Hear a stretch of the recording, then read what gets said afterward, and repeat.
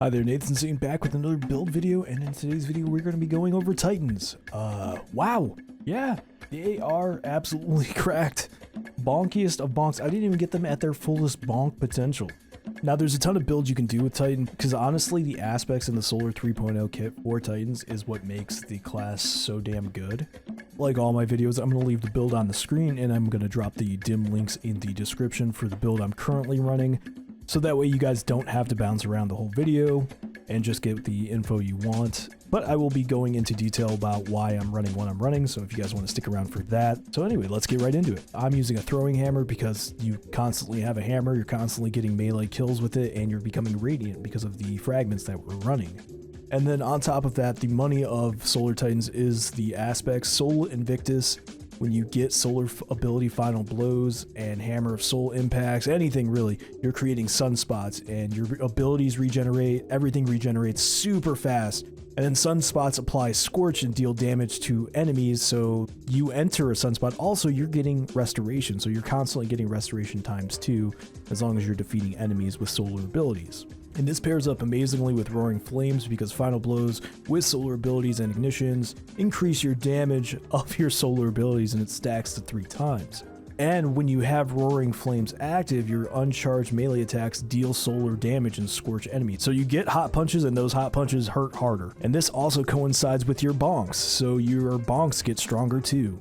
So as cool as Consecration is, where you slide and you go airborne and then you slam your hammers down on the ground, Roaring Flames just has a better synergy with Soul Invictus. We're constantly able to keep that solar ability chain going, and then when we combo this up with Worm God Caress or Synthoceps, you're getting really good synergy and really great DPS out of just bonking things with a hammer. For the fragments that I'm running Ember of Singeing, so that way we get our class ability back, and I can pop our shield if I need to and get Classy Restoration to activate, but it's not absolutely necessary since you get it from Soul Invictus. Ember of Torches, so that way when we bonk things with our hammer, we make ourselves and everybody around us radiant. Ember of Ashes, now this one you can probably change out for something else. So just because I'm not really getting anything to scorch all the way to the point of ignition, so you could probably switch this out with like Ember of Char, Ember of Blistering, something like that. Finally, I'm using Ember of Solid, so that way we're getting the max duration of Restoration and Radiant.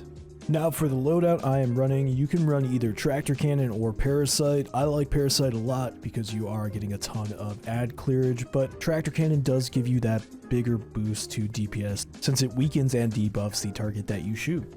Now with both the Worm God build and the Synthoceps build, I do have them pretty much set up the same, so with Font of Might and Impact Induction, so that way I'm getting a solar boost to my solar weapons when I decide to use them. For the class item, I am using Classy Restoration and Solar Fulmination. Now I don't actually get Solar Fulmination to proc because everything dies too fast, so you could probably swap that out for something else, like Bomber or whatever else. And then with Classy Restoration, you don't actually need to run this if you don't want to because you get restoration from Soul Invictus. It is nice to have as a safety net, but if you are taking into Lost Sectors or something like that, I would recommend running Withering Heat, so that way when you cause damage with your solar ability, it weakens the champions for a short duration, essentially doing what Tractor Cannon does, so you can bonk them into oblivion very easily.